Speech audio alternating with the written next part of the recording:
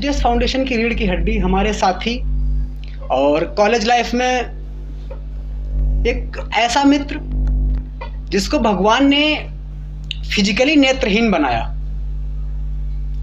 लेकिन मैं पूरे दावे के साथ कह सकता हूं कि वो इंसान किसी भी तरीके से, किसी भी एंगल से नेत्रहीन प्रतीत नहीं होता। अगर हम उसको नेत्रहीन मानते हैं तो ये हमारी मानसिक कमजोरी होगी। और एचडीएस फाउंडेशन की अगर कोई बैकबोन है, एचडीएस फाउंडेशन का अगर आइडिया किसी के दिमाग में सबसे पहले आया तो वो हमारे साथी और संस्था के वाइस प्रेसिडेंट राम निरंजन भाई हैं, जो कि राष्ट्रीय स्तर के क्रिकेटर भी हैं। और उसके बाद हमारे एनजीओ की सेक्रेटरी मिस शोभा मैम, जिन्होंने एनजीओ को बनाने में कंधे से कंधा मिला के हम सबका साथ दिया। वो संस्था की सेक्रेटरी हैं और वर्तमान समय में वो अपनी एकेडमिक्स और पढ़ाई को लेकर लखनऊ में। उसके बाद हमारे कॉलेज के ही एक फ्रेंड मोहम्मद सिद्दीकी, जो कि इस संस्था के ट्रेजरर हैं और कई सारे मामलों में वो बहुत महत्वपूर्ण पद के साथ ही हमारे लिए बहुत महत्वपूर्ण व्यक्ति भी हैं। शायद वो हमारी क्लासेस में बहुत कम आ पाते हैं, इसके बहुत सारे रीजंस हैं, क्योंकि डिजिटल मार्केटर भी हैं, बहुत ही कई सारी उनके वर्क्स हैं। इसके साथ ही हमारे कई और साथी हैं जिनके नाम अगर मैं आपको बताऊं तो सबसे पहले आते हैं अभिषेक त्रिपाठी, जो कि मीडिया के क्षेत्र में है और इस समय उनका मास कम्युनिकेशन का सेकेंड ईयर चल रहा है और शायद वो बहुत जल्दी न्यूज़ 24 के साथ आने वाले हैं, इंटर्नशिप कर रहे हैं। और हमारे अगले सहयोगी हैं धर्मेंद्र शर्मा जी, जो कि उत्तर प्रदेश में हिंदुस्तान के डिस्ट्रिक्ट रिपोर्टर हैं एक जिले में और कई सारे काम करते हैं। नेहरू युवा केंद्र के वो प्रदेश संचालक भी हैं। उसके बाद सिद्धांत बोहरा जी हैं, जो कि हमारे उत्तराखंड से आते हैं, चंपावत डिस्ट्रिक्ट से। और ये सहयोगी जो है हमारे दिल्ली आ सकने में या किसी एक स्थान पे आ सकने में सक्षम नहीं थे, इस वजह से इस कार्यक्रम को आज हम ऑनलाइन मोड पे कर रहे हैं। उसके बाद आशीष कुमार हैं, जो कि महाराष्ट्र से बिलोंग करते हैं, इस वजह से वो भी नहीं आ पा रहे थे। और उसके बाद सोमेश पांडे जी, जो कि ऑनलाइन हमारे कार्यक्रम से जुड़े हुए हैं, झारखंड से बिलोंग करते हैं। और आप सबको बताते हुए बड़ी खुशी हो रही है कि उनका इस बार एसएससी एमटीएस और बिहार एसएससी में भी सिलेक्शन हो चुका है। आपको इसी के साथ शुभकामनाएं। अगले साथी हैं हमारे international judo player Pankaj Yadav, जो कि हमारी टीम के हरियाणा प्रभारी हैं और सोमेश पांडे जी झारखंड प्रभारी थे। उसके बाद हमारे आते हैं सिद्दीकल अंसारी जी, जो कि मालदा टाउन वेस्ट बंगाल से जुड़े हैं। ये हमारी टीम के कोर टीम के मेंबर्स हैं। इसके अलावा हमारे जो और सहयोगी हैं, अगर हम उनकी बात करें तो हार्दिक राजेंद्रन जी, जो कि चेन्नई स्कूल ऑफ इकोनॉमिक्स से भी एमएससी कर रहे हैं और उनका भी यहाँ पे आ पाना मुश्किल था। और हमारे सहयोगी श्याम सुंदर रेड्डी जी, जो कि तेलंगाना से जुड़े हुए हैं, उनका आ पाना भी संभव नहीं था। तो यही सारी वजहें थी जिस वजह से आज हम इस प्रोग्राम को ऑनलाइन कर रहे हैं। एक बार मैं देख लूँ कि साधना आ रहा है, मैम आ चुकी हैं क्या? सॉरी, 1 मिनट आप लोग रुक जाइए, मैं मैम को बुला लेता हूँ।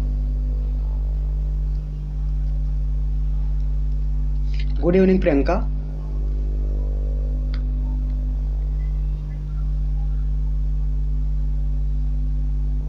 Good evening, good evening.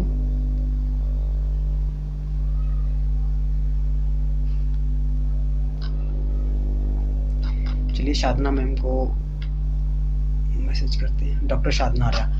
So everyone, our chief guest is joining, so मैं उनको ज्वाइन करने जा रहा हूँ मीटिंग में। आप लोग रेडी रहिएगा उनके मैम के वेलकम के लिए।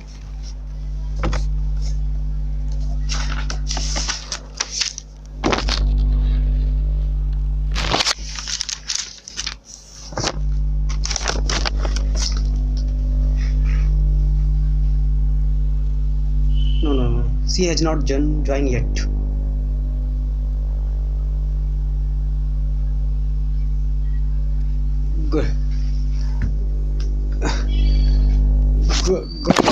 Good evening.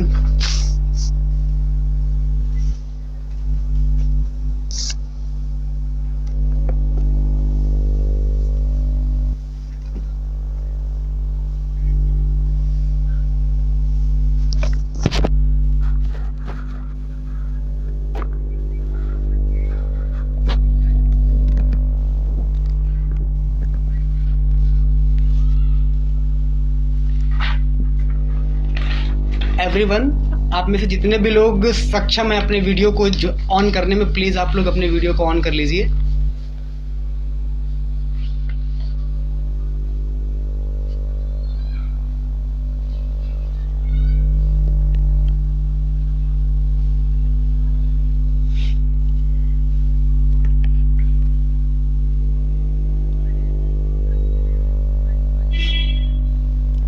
Yes ma'am.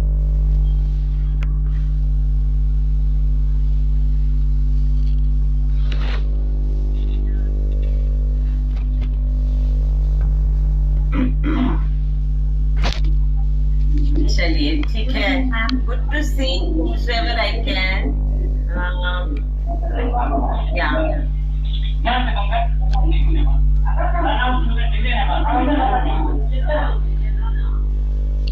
Ajit आप प्लीज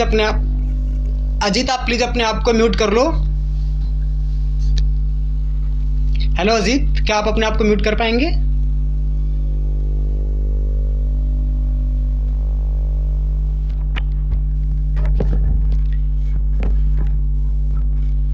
मैं अपनी पूरी टीम की तरफ से और यहाँ उपस्थित सारे बच्चों को कुछ लाइनों के साथ मैम का स्वागत करना चाहूँगा। अगर गुमनाम है कोई उसे एक नाम मिल जाए, मिले आशीष जिसे इनका उसे पहचान मिल जाए, भला कैसे नहीं उसका मुकद्दर रंग बदलेगा, सुदामा को अगर आप जैसा घनश्याम मिल जाए।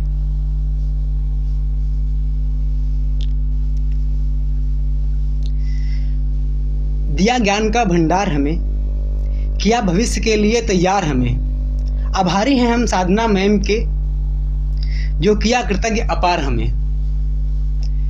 इसी के साथ मैं अपने इस संस्था की, अगर हम कहें हमारे लिए बिल्कुल माँ की तरह और हमारे संस्था के लिए सबसे बड़ी अभिभावक डॉक्टर साधना आर्या मैम का मैं अपने इस कार्यक्रम में स्वागत करता हूँ।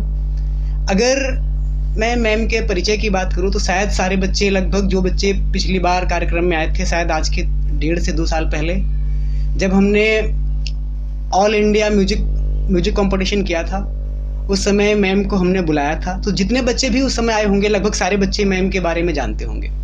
अब मैम का अगर मैं परिचय कहूँ, परिचय बहुत बड़ा है।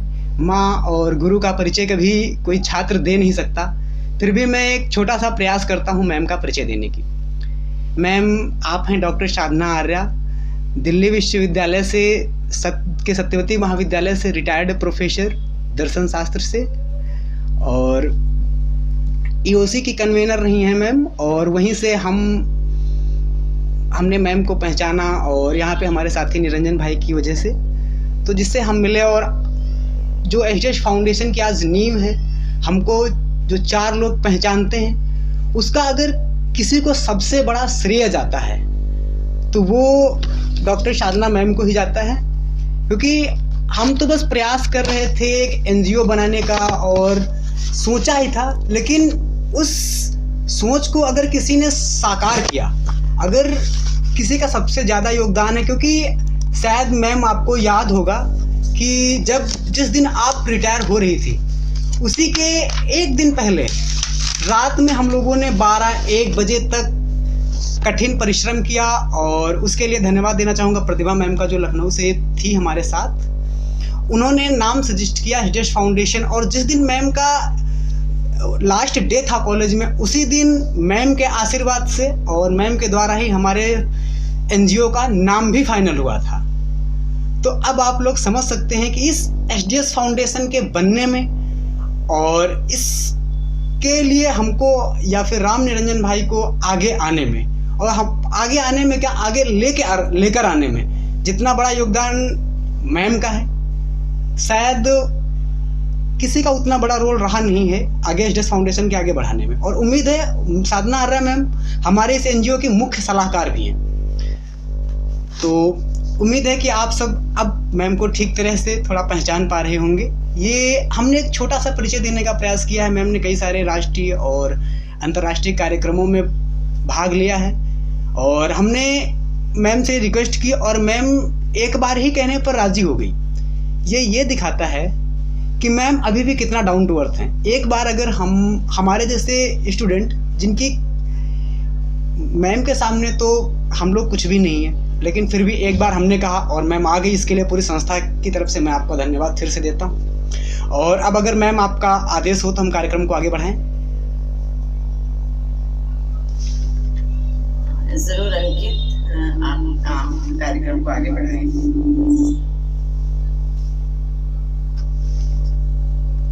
Thank you ma'am. तो अब मैम के सामने मैं हमारी जो टीम है एक बार फिर से अपनी टीम का परिचय रखने के साथ ही हमारी संस्था ने काम क्या क्या किए हैं, क्योंकि मैम को अगर मैं एक जज के रूप में यहाँ पर महसूस करूँ तो वो भी गलत नहीं होगा, क्योंकि एक साल में हमने क्या क्या काम किए हैं। क्योंकि मैम हमारे लिए गार्जियन हैं, तो मैम का जानना भी बहुत ज़रूरी है कि हमने एक साल में क्या क्या काम किए हैं, हमारे साथ कौन कौन से लोग हैं। तो इसी कड़ी में मैं एक बार फिर से सारे सदस्यों का एक छोटा सा परिचय देता हूं मैम। जहां तक इस एचडीएस फाउंडेशन की बात है, अगर हम मतलब की बात करें, एचडीएस फाउंडेशन के नाम को एक्सप्लेन करें सबसे पहले तो sustainable development skill foundation. Ma'am हमने बहुत विचार किया कि आखिर क्या नाम रखा जाए, कई सारे सजेशंस हमारे सामने आए, लेकिन एचडीएस फाउंडेशन रखने का उद्देश्य कि हमारे साथ जो हमारे सहयोगी थे और हैं भी अभी राम निरंजन भाई, हमारा उद्देश्य था कि सोसाइटी में कुछ ऐसा डेवलपमेंट करना, लोगों को इस तरीके से एम्पावर करना कि उनके वो सस्टेन हो जाएं, और जो भी डेवलपमेंट हो सस्टेन हो, सस्टेनेबल हो जाए, वो मीन्स टिके उनके अंदर, कुछ ऐसा स्किल डालना। तो उसी कड़ी में प्रतिभा मैम ने हमें सुझाव दिया और इसको ठीक तरीके से हम लोगों को एक्सप्लेन किया, फिर हमने इस नाम को ऑप्ट किया और उसी कड़ी में फिर हम आगे बढ़ते गए। और इसका कई सारे सेक्टर्स थे हमारे काम करने के, लेकिन उन पे जाने से पहले मैं अपने सदस्यों का परिचय देना चाहूँगा मैम। अगर मैं अध्यक्ष की बात करूँ तो आप जानती हैं संस्था का अध्यक्ष मैं अंकित शर्मा, और उपाध्यक्ष हमारे सहयोगी राम निरंजन जी, सेक्रेटरी हैं हमारी लखनऊ से जुड़ी हुई शोभा मैम, और हमारे ट्रेजरार हैं सुजा सिद्दीकी भाई। ये हमारे 4 लोग हैं। और हमारे युवा सलाहकार अभिषेक शुक्ला जी जो कि अभी अभी ज्वाइन कर रहे हैं हमें, और धर्मेंद्र शर्मा जी जो कि हमारे मीडिया प्रभारी हैं, और चंद्रशेखर जी जो कि हमारे एजुकेशन इंचार्ज हैं, पंकज जी जो कि राष्ट्रीय स्तर के जूडो प्लेयर हैं और हरियाणा प्रभारी हैं, सोमेश पांडे जी जिनका इस बार बिहार एसएससी और एसएससी एमटीएस में सिलेक्शन हो चुका है और वो हैं झारखंड प्रभारी, और सदिकल अंसारी जी वेस्ट बंगाल प्रेसिडेंट हैं, और हार्दिक राजेंद्रन जी जो कि चेन्नई स्कूल ऑफ इकोनॉमिक्स से हैं, वो हमारे तमिलनाडु के प्रभारी हैं। और उसके बाद हमारे साथ श्याम सुंदर रेड्डी जी हैं जो कि तेलंगाना से हमारे साथ जुड़े हुए हैं। महाराष्ट्र से आशीष कुमार जी जुड़े हुए हैं। ये कार्यक्रम मैम और सिद्धांत बोहरा जी उत्तराखंड से हैं। कार्यक्रम ऑनलाइन रखने का एक बहुत बड़ा रीज़न था कि इतने सारे डाइवर्स स्टेट से मेंबर्स थे हमारे कि उनका एक जगह पे एकत्रित हो पाना बहुत मुश्किल था। और अब मैं हमने जो काम किए हैं आपके सामने उनको प्रस्तुत करता हूँ। हमने एम्प्लॉयमेंट सेक्टर में काम किया। हमारे साथ पीडब्ल्यूडी सेक्टर में अगर एम्प्लॉयमेंट की बात करें तो उसमें थावीरो मोंगरी जी बेंगलुरु से एक कंपनी से जुड़े हुए हैं हमारे साथ। उनका कहना था कि अगर आप जो दिव्यांग बच्चे हैं, पीडब्ल्यूडी बच्चे हैं, अगर उनको इंग्लिश की कम्युनिकेशन में अगर थोड़ा सा आप ठीक ठाक कर देंगे और हल्का सल्का अगर उनको आप कंप्यूटर का नॉलेज दे देंगे तो हम उनको उस कंपनी में अपने यहाँ 8 से 10 हज़ार में एक ठीक ठाक स्केल पर काम पे रख लेंगे। और जो नॉर्मल लोग थे और जो नॉर्मल लोग हमारे साथ चाहते हैं कि नहीं उनको भी हम रोजगार का प्रोवाइड कराएं, तो एक वर्मा सिक्योरिटी सर्विसेज के नाम से एक सिक्योरिटी एजेंसी है आज़ादपुर में जिसका ऑफिस है, हमने उनसे टाई अप कर रखा है। वो लोग जो पढ़े लिखे हैं और चाहते हैं कि कोई छोटा सा काम करके और वो पढ़ाई लिखाई को भी अपने जारी रख सके, इस सेक्टर में वर्मा सिक्योरिटी सर्विसेज और टेक महिंद्रा में हमारे एक मित्र हैं आशीष श्रीवास्तव जो कि एचआर हैं, उनके साथ कोलैब करके हमने बहुत सारे बच्चों को टेक महिंद्रा और वर्मा सिक्योरिटी सर्विसेज में नौकरी दिलवाई जो कि सामान्य थे। टेक महिंद्रा में तो कुछ बच्चे जो कि वीआई थे उनको भी हमने लगवाया। और इसके बाद हमने कई सारे काम किए, जैसे कि 3 बैच हमने रीजनिंग के कंप्लीट किए। उसके बाद हमारा चौथा बैच इंग्लिश स्पीकिंग का चल रहा है, और जो कि डीपी सर की दया से लगभग हमने पिछले 1 साल में 40 से 50 बच्चों को कॉलेज के एग्जाम्स के लिए राइटर्स प्रोवाइड कराए। हमने कई सारे बच्चों को कोशिश किया कि कम से कम कॉस्ट में प्रोवाइड कराया जाए, लेकिन जैसा कि आप जानते हैं कि ज़्यादातर राइटर्स पैसे लेते हैं, और हमारी संस्था भी उस स्तर पर नहीं पहुंच पाई है कि हम फ्री में राइटर्स प्रोवाइड करा पाएँ। तो एक कम से कम कॉस्ट में हमने कोशिश किया राइटर्स प्रोवाइड कराने की, और हमने लगभग 40 से 50 लोगों को ही कॉम्पिटिटिव एग्जाम्स के लिए भी राइटर्स प्रोवाइड कराए। जिन बच्चों को हमने कॉलेज के एग्जाम्स में राइटर्स प्रोवाइड कराए, उसमें हमारा 100% रिकॉर्ड रहा है कि बच्चे फेल नहीं हुए। और उसके बाद हमने ऑल इंडिया म्यूजिक कंपटीशन करवाया लास्ट ईयर, जिसमें आपको हमने एज गेस्ट स्पीकर बुलाया था। उसके बाद हमने एक कार्यक्रम किया था ऑल इंडिया स्पीच कंपटीशन, उसमें कि बच्चे बोलना सीखें, बच्चे लोगों के बीच में अपने विचारों को व्यक्त करना सीखें। उसमें दूर दराज से लोगों ने भाग लिया, और 3 अलग अलग राज्यों से विजेता बच्चे थे। उसके बाद हमने एक राइटर हैं, youngest novel writer of Uttar Pradesh, अभय प्रताप सिंह, जिन्होंने अभी तक अपनी 3 किताबें लिखी है। उनको हमने 2 पुरस्कार प्रदान किए, एक था मुंशी प्रेमचंद्र स्मृति पुरस्कार, और एक था सर्वश्रेष्ठ उभरते लेखक का पुरस्कार। उनकी जो बुक आई थी द माइंड, एक प्रेरणादायक संघर्ष, उसको लेके। उसके बाद हमने उत्तर प्रदेश में एक बच्चे को, जिसकी माता पिता नहीं, उसकी शिक्षा का हमने पूरी तरह से मुफ्त में अरेंजमेंट किया, और वो बच्चा अपने 10th में टॉप किया अपने स्कूल में, और 11th में भी ठीक ठाक तरीके से प्रोग्रेस कर रहा है। उसके बाद दिल्ली में भी एक बच्चा जिसके पेरेंट्स नहीं हैं, उसको भी हम यहाँ पे पढ़ा रहे हैं। इस बार वो लड़का 12th में है, और परिणाम शायद अच्छा ही होगा। और उसके बाद हमारे टीम के जो साथी थे चंद्रशेखर भाई, उन्होंने अभी ई श्रम कार्ड बन रहे थे, उसमें उन्होंने 3 से 4 दिन आजमगढ़ जिले में अपना कैंप लगवा के लोगों के ई श्रम कार्ड बनवाए, क्योंकि उस समय ई श्रम कार्ड बनाने में भी लोग 100 150 रुपए ले रहे थे, लेकिन संस्था की तरफ से उन्होंने निःशुल्क रूप से ये कार्यक्रम कराया। और ये जो मैंने जॉब के लिए बताया था मैम, ये तो खैर मैं दिल्ली में इसको लीड कर रहा था। लखनऊ से जो शोभा जी हमारी सेक्रेटरी हैं, वो लखनऊ में रह रही हैं, तो उन्होंने भी कई सारे सेक्टर में लोगों को ज्वाइन कराया। जैसे कि होटल इंडस्ट्री में इन्होंने 5 से 6 लोगों को लगवाया, और सिक्योरिटी में भी 3 से 4 लोगों को लगवाया। और हमारे साथी निरंजन भाई ने भी 2 से 3 स्कूल में लोगों को एज ए टीचर या फिर उनको कुछ ट्यूशन्स प्रोवाइड कराया, जिससे कि वो भी आगे बढ़ सकें। अब मैम आते हैं कि जिन बच्चों को हमने कॉम्पिटिटिव एग्जाम्स के लिए राइटर्स प्रोवाइड कराए, उनका कैसा रिजल्ट रहा। अगर हम SSC CHSL की बात करें, तो अभी कल मैम रिजल्ट आया है पवन यादव, जिनका कि टायर 2 में भी हो गया है, और देवकी का जिनका भी हो गया है CHSL में। और उसके बाद अगर हम SSC MTS की बात करें, तो हमारे साथ विजय शंकर, जिनका SSC MTS में हुआ, सुमेश पांडे जिनका हुआ, देवकी का भी हुआ, बबलू जिनका भी हुआ है, सुंदरम निषाद इनका भी SSC MTS में हुआ, और विनोद वर्मा इनका SSC MTS में हुआ। और ग्रुप डी की अगर हम बात करें, तो रेलवे ग्रुप डी में महेंद्र जो उत्तराखंड से बिलोंग करते हैं, और विलास जो कि दिल्ली के नजफगढ़ से बिलोंग करते हैं। इनका ग्रुप डी में इतने लोगों का हमारी संस्था से, जो कि हमारे इंग्लिश के क्लासेस में आ रहे थे और हमारी रीजनिंग की क्लासेस में आ रहे थे, ये वो बच्चे इनका वहाँ से।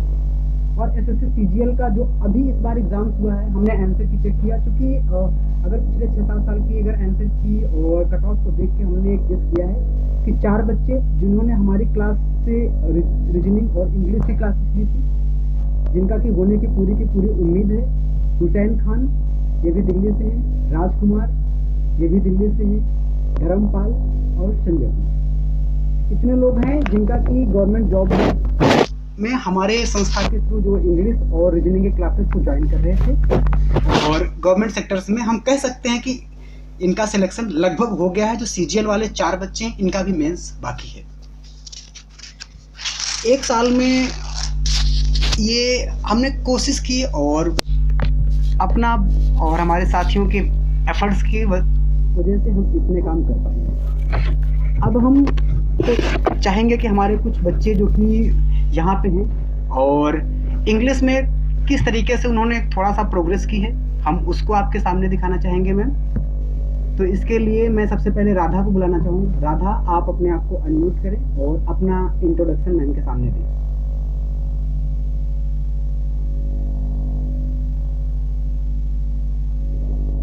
राधा, मेरी आवाज आ रही है?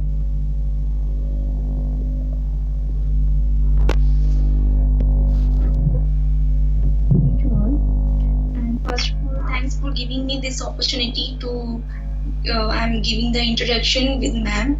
So first of all, I would like to introduce myself a little bit. I'm Radha. I'm the native of UP, but currently I'm living at Mukundpur, Janta Bihar in Delhi. As far as my qualification is concerned, I have completed my graduation from Delhi University, and I'm learning English communication with the SDS Foundation. So I have gained a lots of confidence with this sanstha. So I have got basic knowledge of computer, and I did my schooling from CBSE board. So as far as my weakness is considered, I'm a little bit emotional person, and usually in the spare time I like to read books because I like to observe everything. So thank you so much. Thank you, Radha, for And I just want to say one thing: being emotional is not a weakness. Treat it as a strength, because you will speak from your heart and not always from your brain. It's good to have a balance of brain and heart, but being emotional, I will say, is not a weakness because it makes you a sensitive person. Okay? Yeah. Thank Yes. you, ma'am. Yeah. But I think it's a very person because sometimes someone is destroying my life, so someone is betraying me. So I think I'm little bit emotional person. So that's why I call like this is my weakness. Yeah, if we face betrayal, obviously we will get emotional. So there's nothing wrong in that, because the way we are, we expect others to be like that. If we are sincere to somebody, loyal to somebody, and that person is not loyal, or if he or she betrays, then obviously it hurts. And if it hurts, you become emotional. So don't think so much about it, that being emotional, it's a natural thing that happens, It's very natural and it's good to have emotions. I don't think always being rational is a good quality. I think emotions are a good quality because it really makes you sensitive towards others also and towards yourself also. Yes, don't be over emotional so that that creates stress for you. Okay, it should not become a stress in your life, and you should be able to move forward despite being emotional over issues. Okay, so best wishes to you, Aradhana. Yeah, thank you a lot, ma'am.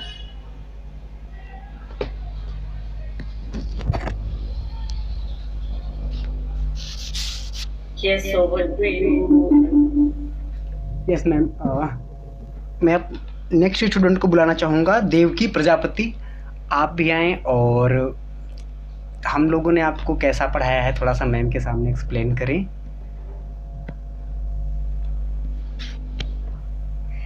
First of all, good evening, respected Dr. Sadhana Arya ma'am and all the staff of SDS Foundation and all my dear friends. मुझे इस SDS foundation के साथ जुड़ के बहुत अच्छा लगा, क्योंकि यहाँ पे जो हम बेसिक नॉलेज ले रहे हैं इंग्लिश का, जो उसका वे ऑफ टीचिंग और जो पढ़ाने का तरीका वो मुझे बहुत अच्छा लगा कि हम अपने लाइफ में एटलीस्ट जो हमारी डेली रूटीन है और हम जो कन्वर्सेशन है वो हम एक दूसरे के साथ अच्छे से कर सकते हैं। और ये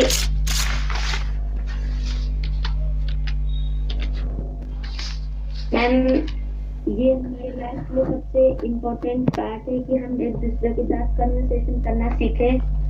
तो ये चीज हमारा एडजस्ट फाउंडेशन सिखा रहा है।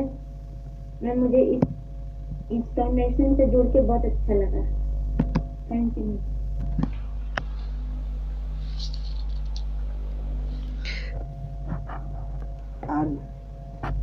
Always, it's always good to be associated with some organization that is working on larger issues. यानी कि जो बड़े मुद्दों पे काम करते हैं संस्थाएं, उनके साथ जुड़ना हमेशा अच्छा होता है। ना सिर्फ इस केस में आप कह रहे कि आपकी स्किल बेहतर हुई, मुझे लगता है कि हमारी सोच, हमारी समझ और हमारा एक दूसरे को सपोर्ट करने का जो तरीका है या जो होना चाहिए तरीका, वो भी हमारी समझ में शामिल होता है। तो it's a larger benefit that you should think of, and not just your better English speaking, okay, which is important. Yeah. Yes, ma'am. So our next student will be Ankit Raj. Ankit Raj, are you there? अंकित राज, आप हैं यहाँ पे? क्योंकि मैं देख नहीं पा रहा आपको। अंकित राज नहीं है। धनंजय और वंश, आप में से कोई क्लास में है? बिकॉज आप लोगों के यूजर नेम शो नहीं कर पा रहे हैं यहाँ पे। धनंजय, आप यहाँ पे हैं क्लास में? Okay.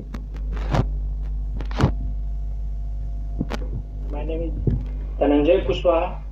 I am from Bihar, but currently staying in Delhi. I am pursuing graduation at Satyavati College in Delhi University. I am a student of political science honors.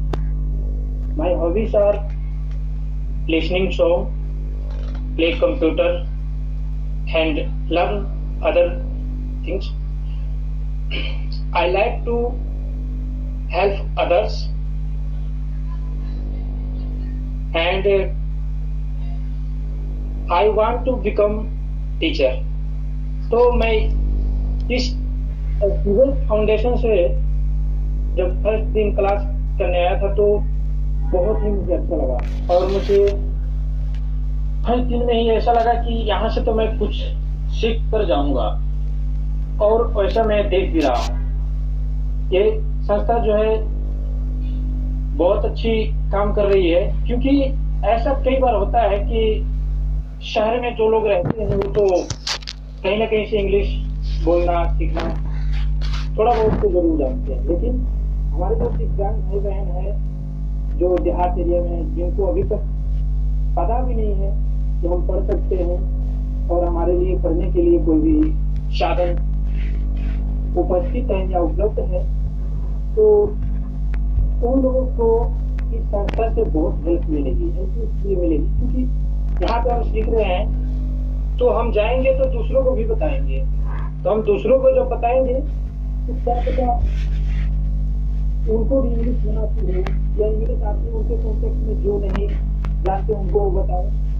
तो ऐसे जिनको इंग्लिश नहीं आती है उनके लिए संस्था जो है बहुत ही हेल्पफुल है। कि इंग्लिश ही नहीं, इस संस्था से जब मैं क्लास ज्वाइन किया तो सर बताए थे हमें कोई भी प्रॉब्लम हो तो आप हमको बेझिझक बता सकते हैं, और उस समस्या का समाधान करने का पूर्ण प्रयास किया जाएगा। तो इस का उद्देश्य बहुत अच्छा है, और ज्यादा कुछ ना कहते हुए अपने बात को विराम देता हूँ। धन्यवाद।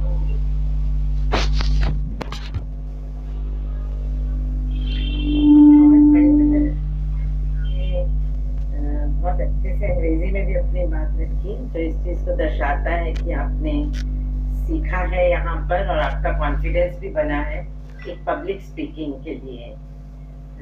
तो मैं तो SDS फाउंडेशन को बहुत बधाई देती हूँ कि इसने अपने पैरों को बहुत और राज्यों में भी फैलाया है, और दिल्ली से बाहर के स्टूडेंट्स इसका फायदा उठा पा रहे हैं। All the best Dhananjay. Thank you ma'am.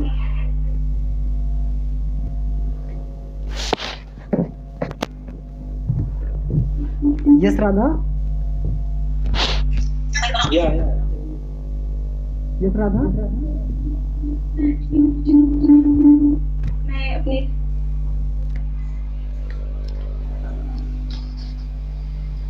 Yes, आप रख सकती हैं।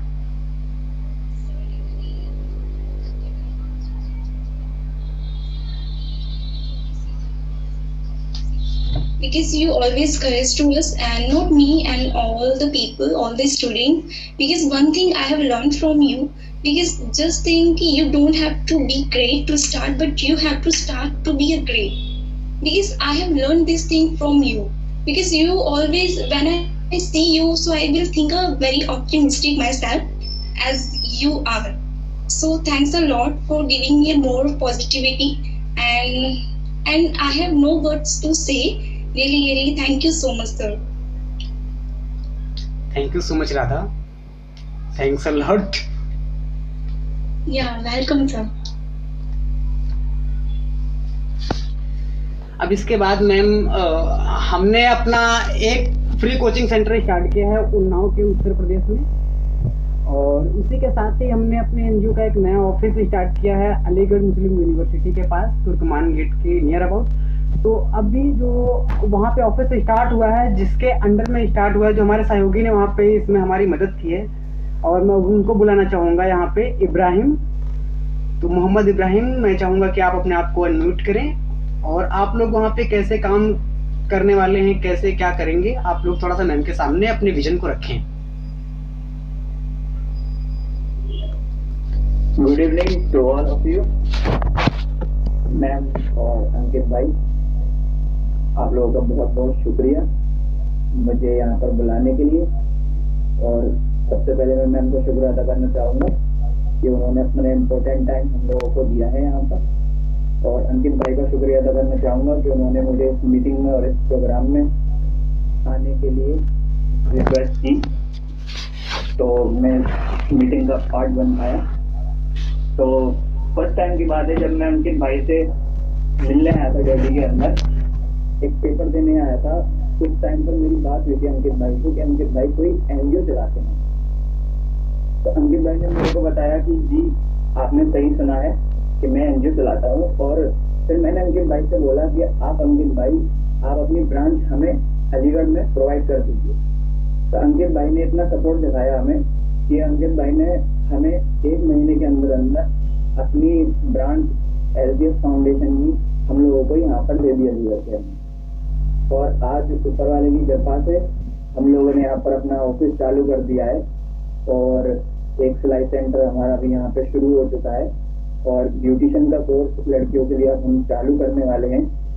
और ब्लाइंड बच्चों को रखने के लिए, और उन लोगों को जो मतलब ब्लाइंड होते हैं और जिन लोगों का एजुकेशन ड्रॉप हो जाता है, 10th नहीं कर पाते किसी वजह से, तो कम से कम हम लोगों ने ये जिम्मेदारी उठाने की कोशिश की है कि कम से कम उनको कुछ भी करके 10th लेवल तक की डिग्री तो उनको करा ही दे अपनी तरफ से, जो भी हो सकता है पॉसिबल।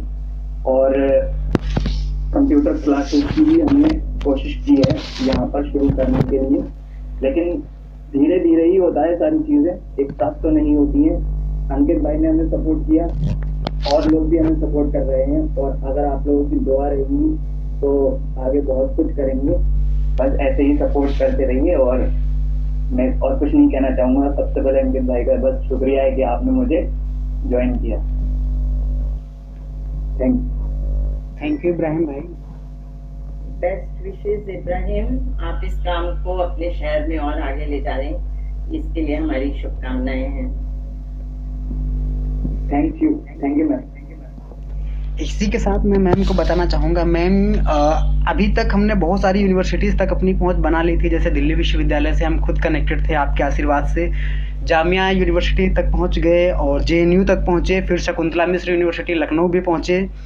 उसके बाद कानपुर यूनिवर्सिटी, इलाहाबाद यूनिवर्सिटी से हमारे साथी जो मध्य प्रदेश स्टेट के प्रेसिडेंट हैं, वो हैं इलाहाबाद यूनिवर्सिटी से, और इंदौर पहुँचे, इंदौर यूनिवर्सिटी, BHU पहुँचे। एक अलीगढ़ यूनिवर्सिटी हमारी पहुँच से थोड़ा सा दूर हो रही थी, जो कि इब्राहिम भाई के आने से वो कमी भी पूरी हो गई।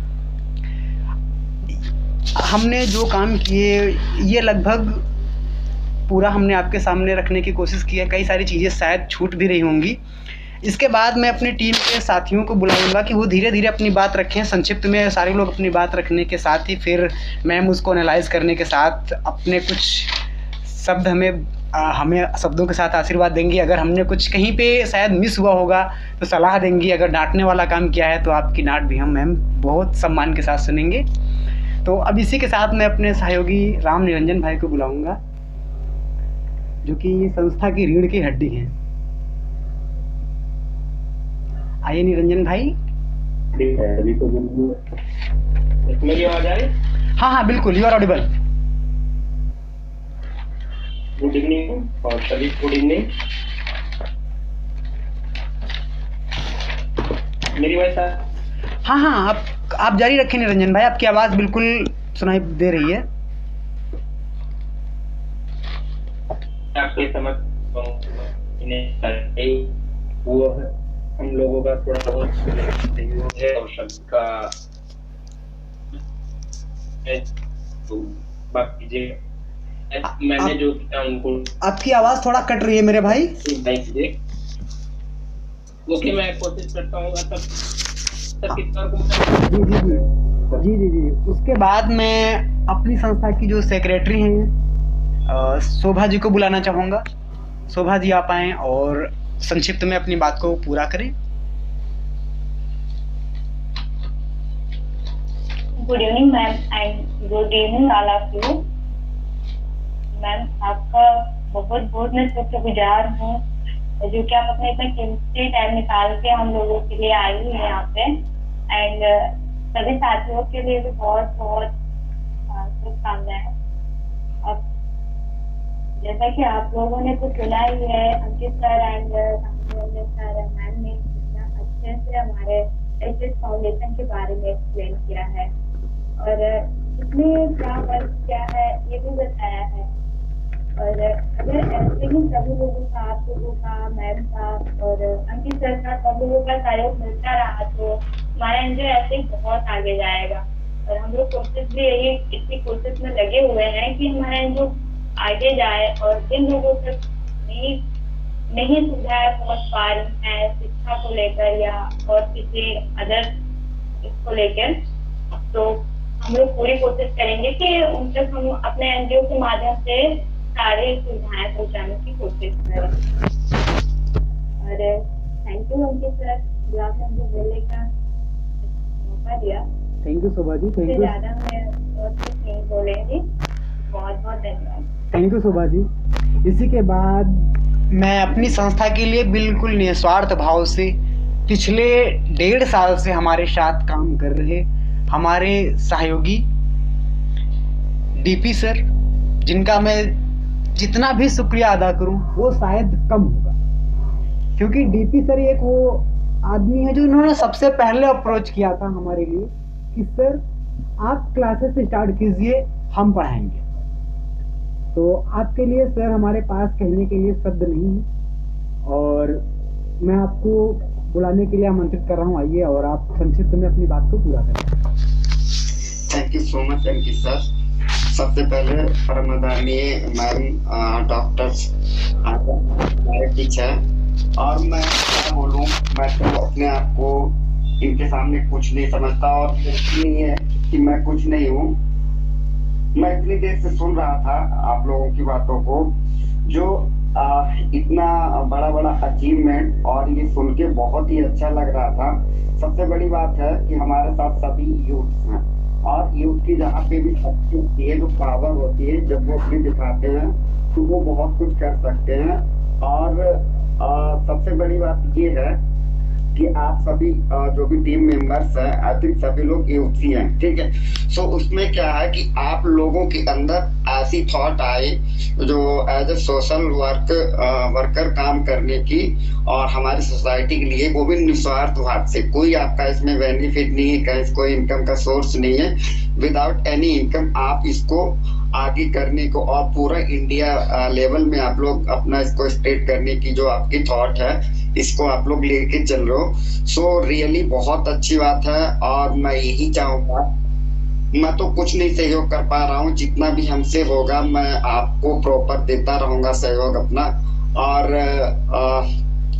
जो कुछ लोगों के लिए आपने जो मैं सुन रहा था स्क्राइबर्स प्रोवाइड कराए, उनका क्लियर हुआ, मीन उनको एक ये बहुत बड़ी बात होती है।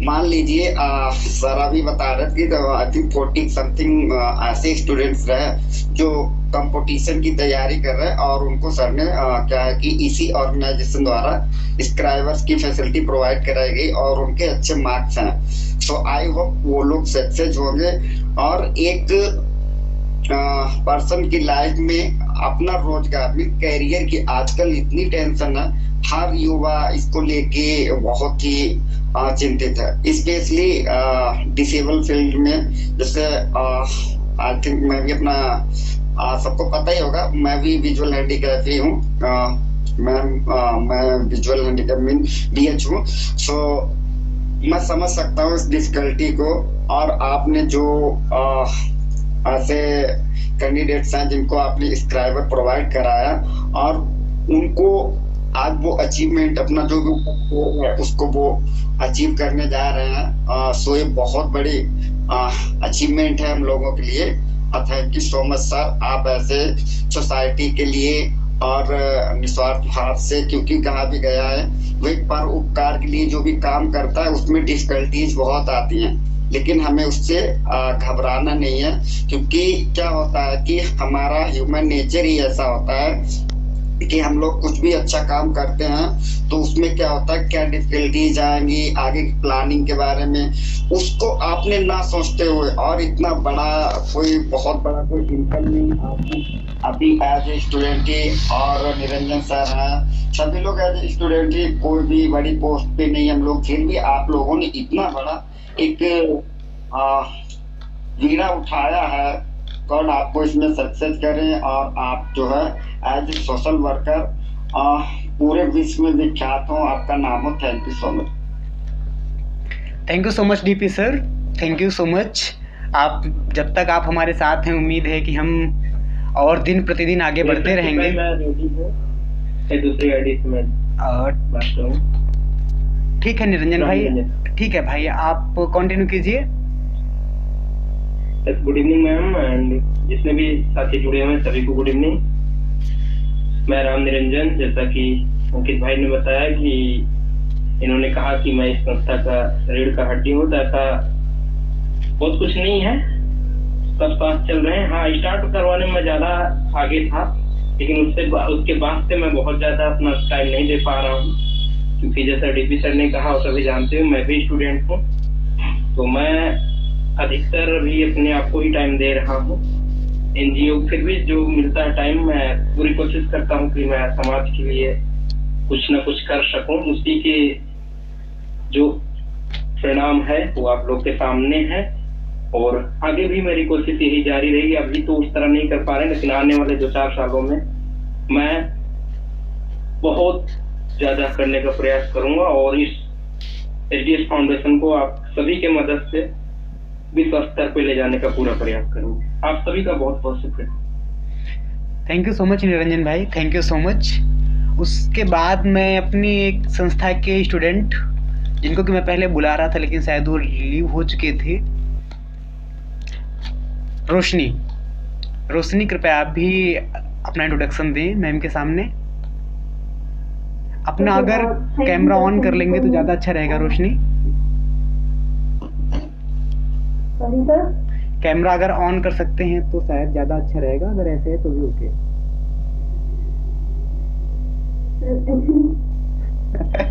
I cannot open my camera because It's okay, yeah. I can understand it. Continue करें।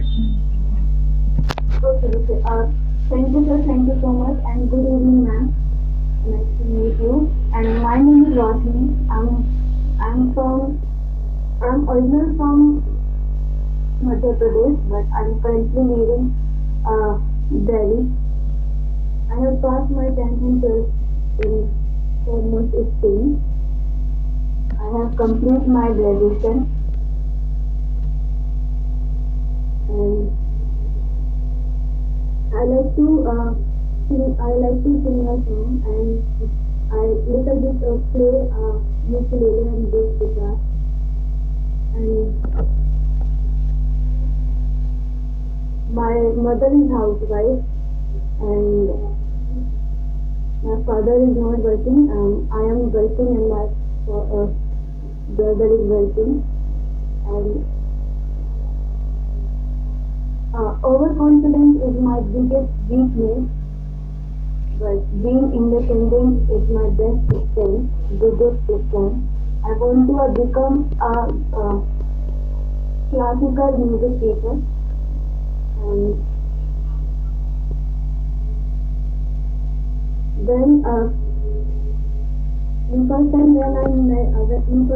I joined this SGS Foundation. I met amazing teachers, and in my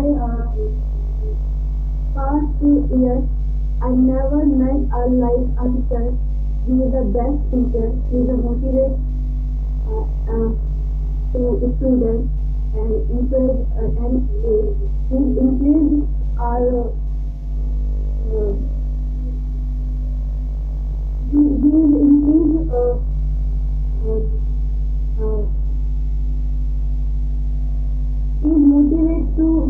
he's motivated to all confidence, and how to face your problem, how to move on to useless things, and he's a very, very good teacher. And Thank you, dear. Thank you so much for your compliments. Yeah. Correct. और इसके बाद हम आगे की तरफ बढ़ते हैं और हमारी सॉरी, आपने तो कहा था आप एक गीत सुनाएंगे। ओके, कुछ तो सुनाइए। हाँ,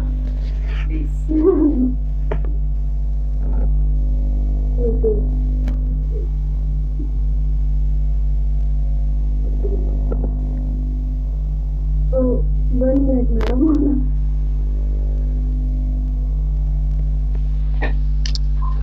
नहीं रोशनी, थोड़ा सा इसको सुना दे, लेकिन सुनाए जल्दी करें। हाँ बिल्कुल। यस।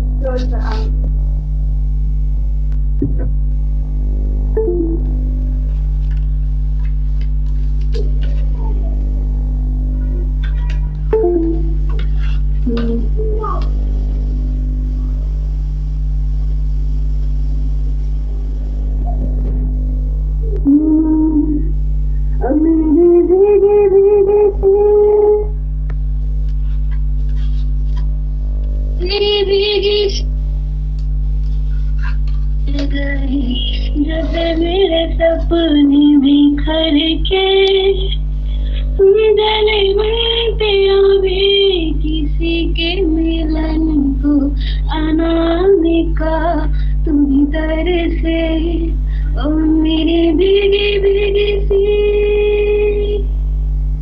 ओ मेरी भीगी भीगी सी पलकों पे रह गए, जैसे मेरे सपने बिखर के जले मन तेरा भी, किसी के मिलन को अनामिका तू भीतर से, ओ मेरी भीगी भीगी सी।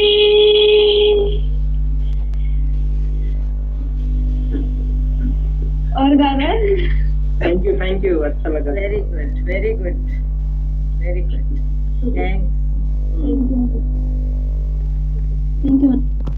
Thank you so much Roshni. और इसके बाद हम कार्यक्रम को तेजी के साथ आगे बढ़ाएंगे, और इसके बाद हमारे साथी रंगराज कश्यप जी, जो कि आजमगढ़ जिले से जुड़े हुए हैं हमारे साथ। मैं चाहूँगा कि आप अपने आप को अनम्यूट करें और आपका कैसा अनुभव रहा हमारे साथ काम करने का, आप थोड़ा शेयर करें।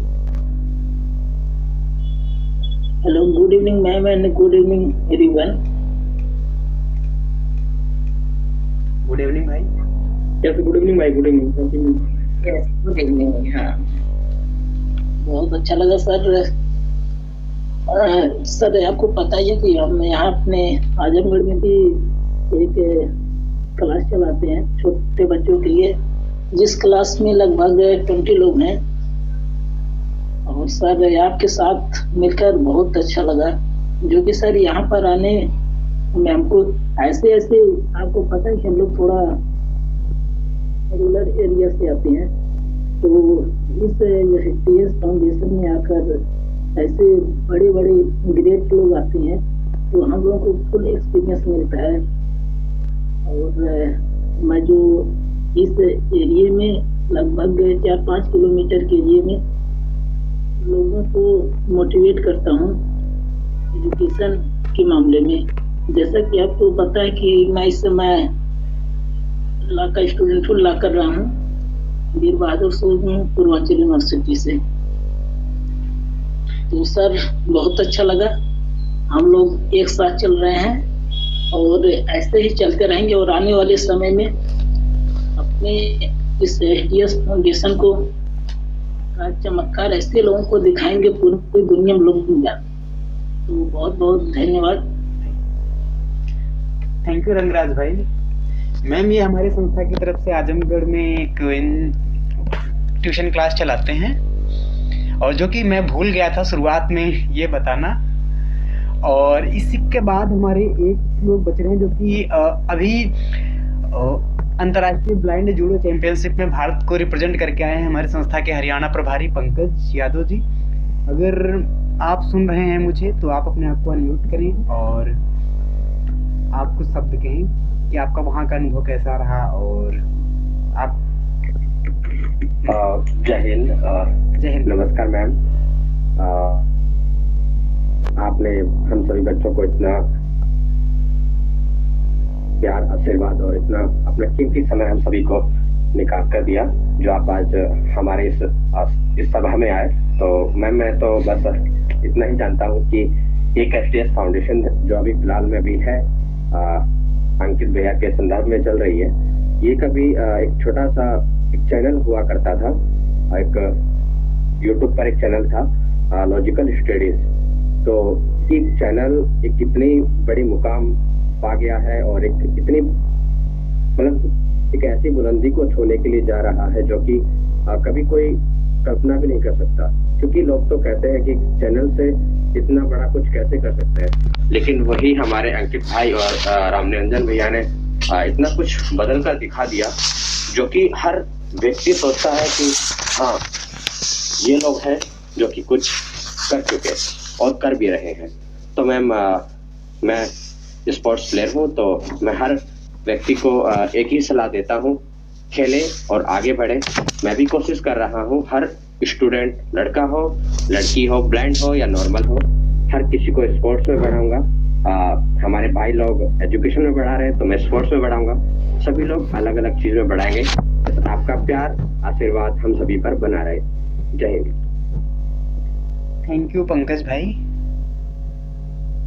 Very good. Thank you Pankaj भाई। एंड इसके बाद मैम, हमारी संस्था के सारे साथी लगभग कंप्लीट हो चुके हैं, तो और कुछ साथी जो कि आने में उपलब्ध नहीं थे या फिर आके शुरुआत में अपने कुछ बातें की नहीं, किस वजह से नहीं आ पा रहे हैं, इस वजह से चले गए। और एक साथी अमर सिंह जो कि इस समय ट्रेन में है, उन्होंने अपना कुछ मैसेज भेजा हुआ है, मैं इसको पढ़ रहा हूँ। Thank you so much President ji for organizing such a wonderful event, and I want to pay my humble thanks to ma'am for giving us time.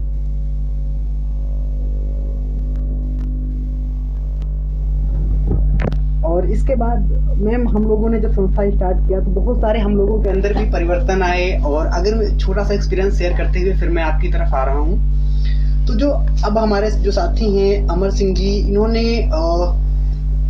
Indore में एक अखिल मानव सेवा भवन है, और वहाँ पे लगभग एक साल में 3 से 4 बार जाके फल वितरण किया, अनाथ बच्चों के साथ प्लांटेशन कार्यक्रम ऑर्गेनाइज किए, और वहाँ पे कई सारे बच्चों को इन्होंने ट्यूशन वगैरह भी दिलवाया, क्योंकि मैं अमर भाई को मेंशन करना भूल रहा था। और इस समय ये कोटक महिंद्रा बैंक में एज असिस्टेंट मैनेजर वर्क कर रहे हैं। फिर हमारे अंदर जो बहुत सारे परिवर्तन आए, हम लोगों ने बहुत कुछ महसूस किया। लोग सोचते हैं कि नहीं, समाज सेवा करने के बाद ये क्या कर रहा है, बर्बाद हो जाएगा, ये सब, इन चीज़ों को नकारते हुए निरंजन भाई, जिन्होंने अभी तक NTPC, CGS, PHSL, group D, कोई भी एग्जाम ऐसा बाकी नहीं रहा जिन्होंने संस्था में वर्क करते हुए क्वालिफाई नहीं किया। ये दिखाता है कि नहीं, हम लोग संस्था के लिए काम करने के साथ ही अपने भविष्य को लेकर कितना सजग है। चाहे वो DP सर का हो, इन्होंने MTS CGL क्वालिफाई कर लिया। इसके बाद हमारे संजय सर हैं, इन्होंने भी CGL इनका भी क्वालिफाई होने की कगार पे है। पंकज यादव, जिन्होंने कि राष्ट्रीय स्तर पर भारत देश को रिप्रेजेंट किया है, या हमारे झारखंड प्रभारी, सभी ने काफी ठीक ठाक तरीके से संस्था के लिए काम करते हुए अपने जीवन में भी बदलाव किया है। तो सीधा सा हमारा तात्पर्य ये है मैम कि हम एक, अगर यूथ हैं, यंगस्टर्स हैं, सोसाइटी को डिवोट होने के साथ साथ हम अपने भविष्य को लेके भी पूरी तरह से सजग हैं। हमारी कोशिश है कि आने वाले समय में हम थोड़ा और सक्षम होते हुए समाज की तरफ और अपने फ्यूचर की तरफ अच्छे से काम कर पाएंगे। इसी के साथ अब मैम, आपने हमारा लगभग 1 घंटे तक एनालिसिस किया, और पूरा 1 घंटा हो चुका है हमें सुनते हुए, कहाँ पे हम लोगों ने गलतियाँ की, कहाँ पे हम लोगों ने मिस्टेक्स की, और कौन से काम हम लोगों ने आपके 2 अच्छे शब्द सुनने लायक किए हैं। अब मैं आपकी तरफ ओवर टू हो रहा हूँ, अब आपका चांस है, आप बताएं हम लोगों ने क्या क्या किया, कहाँ पे मिस्टेक्स रही, क्योंकि आप हमारे सलाहकार हैं, आप हमारे माँ जैसी हैं, तो आपका जो भी कहना होगा, आपका आदेश हमारे सर माथे पे होगा। Thank you Ankit and thank you Ram Niranjan. सबसे पहले मैं कह दूं कि मैं कोई गलतियां निकालने नहीं आई। Okay, I just feel very very proud कि मैंने जिन स्टूडेंट्स के साथ कॉलेज में काम किया, वो इस क्षेत्र में, यानी कि डिसेबिलिटी के क्षेत्र में खास तौर से, हालांकि जब मैं आपका पूरा काम का वर्णन सुन रही हूँ तो मैं देख रही हूँ कि आप जो सो कॉल्ड नॉर्मल, जिसे आपने शब्द इस्तेमाल किया है, या जिन्हें हम कभी एबल बॉडीज भी कहते हैं, उन बच्चों के साथ भी आप कुछ काम कर रहे हैं। दो your focus is on persons with disability और especially with visually impaired students and persons.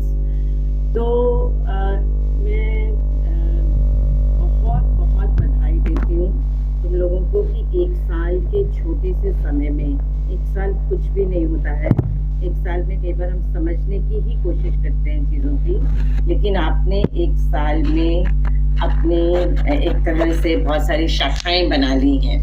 आप दिल्ली से बाहर आपने अपने पैर पसार लिए हैं, आप दिल्ली से बाहर भी बहुत सारे शहरों में काम कर रहे हैं, जैसा कि अभी आपने बताया है, और बहुत सारे लोग आज की मीटिंग में जो हैं वो बाहर के शहरों से भी हैं, जो कि अपने अपने शहरों में या अपने अपने क्षेत्रों में, इलाकों में भी काम कर रहे हैं। तो ये बहुत बड़ा अचीवमेंट है, ये बहुत बड़ी उपलब्धि है, और इसके लिए मैं सारी SDS टीम को, क्योंकि जिसको कि शायद लीड किया है आपने और राम निरंजन ने, लेकिन काम हमेशा एक टीम वर्क से ही होता है। तो जो आपने टीम बनाई है दिल्ली के अंदर भी और दिल्ली के बाहर भी, उस सारी टीम को मैं बहुत बहुत बहुत बहुत बधाई देती हूँ कि वो इस काम को आगे बढ़ा रहे हैं और इस काम का एक विस्तार हो रहा है। ये बहुत ज़रूरी है, क्योंकि हमने ये देखा है कि जो डिसेबिलिटी का या जो विकलांगता का जो क्षेत्र है,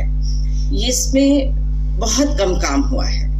और अगर मैं कहूँ अपने अनुभव से, मैं मिड 70s में मैं अपना BA और MA कर रही थी, और हमारी क्लास में भी कुछ स्टूडेंट्स थे जो देख नहीं सकते थे, तो मैं अक्सर उनके साथ बैठती थी और कई बार उनके लिए किताबों से पढ़ के देती थी या रिकॉर्डिंग करके देती थी। लेकिन मुझे बावजूद इसके कि मैं इस तरह का काम उनके साथ कर रही थी, मुझे बहुत साल लगे ये समझने में कि दिस इज जस्ट नथिंग, ये कुछ नहीं है। मतलब मैं ऐसे नहीं कह रही कि उसकी कोई महत्ता नहीं थी, क्योंकि आपको रीडर्स भी नहीं मिलते हैं उस समय तक। जो मैं 70s मिड 70s की या लेट 70s की जो मैं बात कर रही हूँ, उस समय तो और भी ज्यादा अवेयरनेस नहीं थे और ज्यादा रिसोर्सेज भी नहीं थे।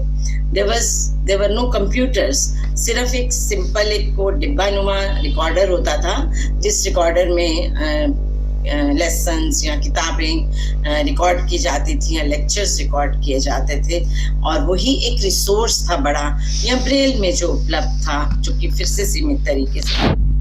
तो लेकिन एक विकलांग व्यक्ति का जीवन क्या है, ये एक बड़ा सवाल है जिसको हमें समझने की जरूरत है। विकलांग व्यक्तियों के जीवन को समझना, उनकी जिंदगियों को समझना मुझे लगता है कि बहुत ज़रूरी है। और इस क्षेत्र में हमारे समाज की तरफ से भी कुछ ज़्यादा हम देखते हैं कि काम नहीं हुआ है, और सरकारों की तरफ से भी काम नहीं हुआ है। मैं ये बहुत साफ तरीके से कह रही हूँ। अभी मैं कुछ सालों से सोच सकती हूँ कि कुछ अवेयरनेस, कुछ जागरूकता बन रही है, और वो मैं कहूँगी कि जो भी पर्सन्स विद डिसेबिलिटी हैं, जिन्होंने अपने संघर्ष किए, जिन्होंने अपने आंदोलन शुरू किए, जो कि संगठित हुए, मोबिलाइज हुए अपने मुद्दों के इर्द गिर्द, उनकी मैं कहूँगी कि उनके इन एफर्ट्स की वजह से, टू अ ग्रेट एक्सटेंट उनके एफर्ट्स की वजह से हमें कुछ नए कानून मिले हैं, कुछ हमें रिजर्वेशन मिला है, कुछ थोड़ी जागरूकता भी मिली है। और ये जागरूकता फिर से मैं कहूँगी, अभी किसी ने कहा था कि गाँव इस तरह के काम से बहुत अछूते हैं। बिल्कुल सही बात है। तो शहरों में हमें अभी भी विकलांगता के मुद्दों को लेकर कुछ, बहुत उससे कह रही हूँ, कुछ अवेयरनेस दिख रही है, लेकिन वो बहुत ही इनसफिशिएंट है, बहुत ही कम है वो भी अभी। और ये अवेयरनेस कभी कभी मुझे लगता है कि घोषणाओं के स्तर पर होती है, या सेमिनार, डिस्कशंस, या जो कॉन्फ्रेंसेस होती हैं उस स्तर पर होती है।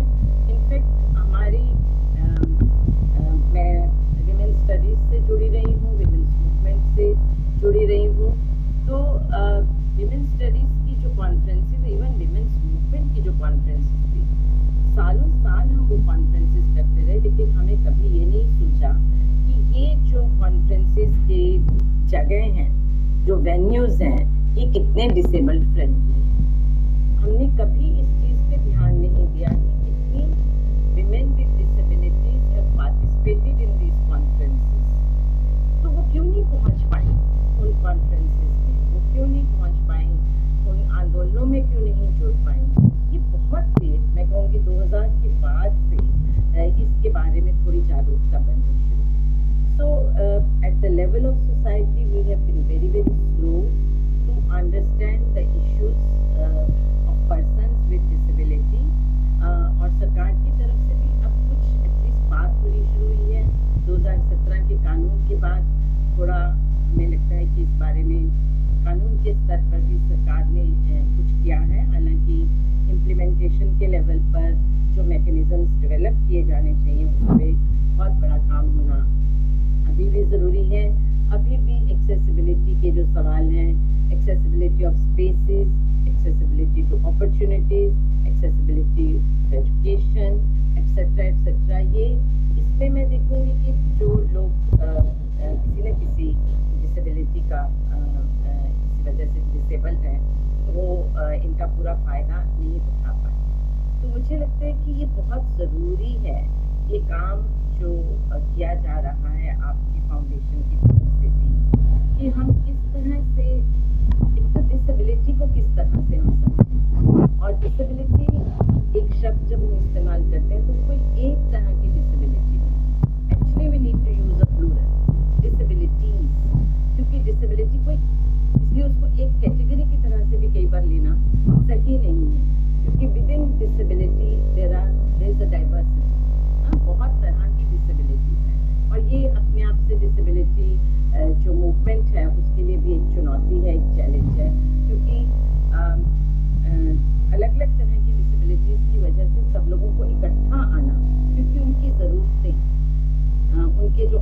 हैं जिंदगी के वो अलग अलग हो जाते हैं। इसलिए उनको इकट्ठा होना और एक आंदोलन बनाना या इकट्ठे मिलकर अपनी मांगों को रखना, क्योंकि वो मांगे भी फिर एक जैसी नहीं। So a person with visual disability, a person who can not speak, who can not hear, a person who can not walk, या इस तरह की कितने भी मेंटल लेवल पे जो डिसेबिलिटीज हैं, ये इनके सब अलग अलग हैं और इन सब लोगों की ज़रूरतें भी अलग अलग हैं।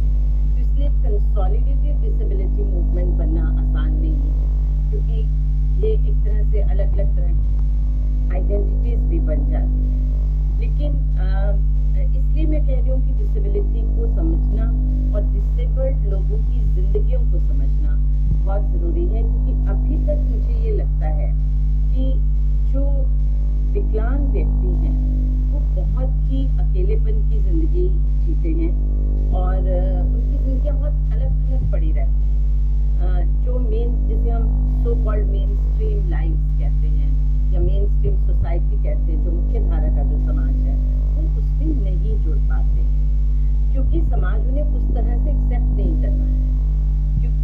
मैं यहाँ पे एक उदाहरण देना चाहूँगी कि जब मैं कॉलेज में काम कर रही थी और जब ये इक्वल अपॉर्चुनिटी सेल में मैंने काम भी किया और मैंने कई सालों उस काम को होते हुए अपने कॉलेज में भी देखा, तो जब बहुत करीबी से मैंने वहाँ पे काम करते हुए देखा, तो मुझे लगा कि हमने एक बहुत अच्छी टीम तैयार की थी। जो रामनिरंजन भी मानेंगे इस बात को कि एक अच्छी सी टीम हमने तैयार की थी वॉलंटियर्स, जो कि स्टूडेंट्स की जो भी ज़रूरतें हैं विद विजुअल इम्पेयरमेंट, जो स्टूडेंट्स की ज़रूरतें हैं, चाहे उनको कोई चिट्ठी लिखनी है, उनकी कोई एप्लीकेशन है, उनको पढ़ने का मटीरियल चाहिए, उनको अपने असाइनमेंट लिखने के लिए चाहिए या कुछ भी और इस तरह की उनकी ज़रूरत है, तो every student was assigned a volunteer. तो मेरे हिसाब से ये वॉलंटियर्स की टीम बहुत अच्छी थी, काफ़ी अच्छी ये टीम थी हमारे कॉलेज में। लेकिन मैंने ये पाया कि जो नॉन साइटेड स्टूडेंट्स की दुनिया थी और जो साइटेड स्टूडेंट्स की दुनिया थी, volunteers were mostly sighted students who were helping out the visually impaired. तो इन दोनों की दुनिया अलग थी। Okay, so they were non sighted students और physically disabled students who were friends to each other, and they were volunteers who were all in course sighted and able bodied, जो कि एक दूसरों के दोस्त थे। तो ये हालांकि EOC का ऑब्जेक्टिव ये भी था कि हम ये दोनों जो हिस्से हैं समाज के उनको एक दूसरे के पास लेके आए। तो वो नज़दीकी तो हमने बनाई, लेकिन उनका एक इंटीग्रेशन दोनों के समाजों में जो इंटीग्रेशन बनाई, यानी कि विजुअली इम्पेयर्ड लोगों का जो समाज है उसमें जो साइटेड लोग हैं उनका इंटीग्रेशन, और इसी तरह से जो साइटेड लोगों का समाज है उसमें विजुअली इम्पेयर्ड लोगों का इंटीग्रेशन हो। ये हम नहीं, मैं कॉलेज में देखती थी कि जो दोस्तियाँ थी वो साइटेड लोगों की या सक्षम, इन कोर्ट्स में इस शब्द का इस्तेमाल कर रही हूँ जो सही नहीं है, वो उनके अपने दोस्त होते थे, वो हाँ मदद करने के लिए आ जाते, they were good, you know, they were ready to help, that way that was a good strong team, I will say। लेकिन उनकी आपस में दोस्तियाँ भी होंगी, वो इकट्ठे कहीं पिकनिक पे जाएंगे, वो इकट्ठे किसी कॉफी हाउस में जाएंगे और गप मारेंगे और they will sit over a cup of tea और कॉफी, या हम किसी और मेले में जा रहे हैं या किसी मॉल में जा रहे हैं। वहाँ पे मुझे लगा कि वो जो होना चाहिए उन्हें, इस पॉइंट ऑफ व्यू से मैं कह रही हूँ कि जिंदगियाँ जो, क्योंकि अगर आपको किसी डिसेबल्ड व्यक्ति को, चाहे वो उसकी डिसेबिलिटी किसी भी तरह की हो, देख नहीं सकते, चल नहीं सकते, सुन नहीं सकते, या बोल नहीं सकते, या कोई और है, तो उनको उनके साथ अगर आपको एक सामाजिक जीवन अपना बनाना है, अपनी दोस्ती बनानी है, उनको भी अपने साथ एक पार्टी में लेके जाना है या दिल्ली से बाहर घूमने के लिए लेके जाना है, you need to have that kind of patience, क्योंकि उनकी ज़रूरतें बिल्कुल अलग तरह की हैं और उनकी ज़िंदगी उतनी तेज़ और फास्ट नहीं हो सकती जितनी कि शायद, क्योंकि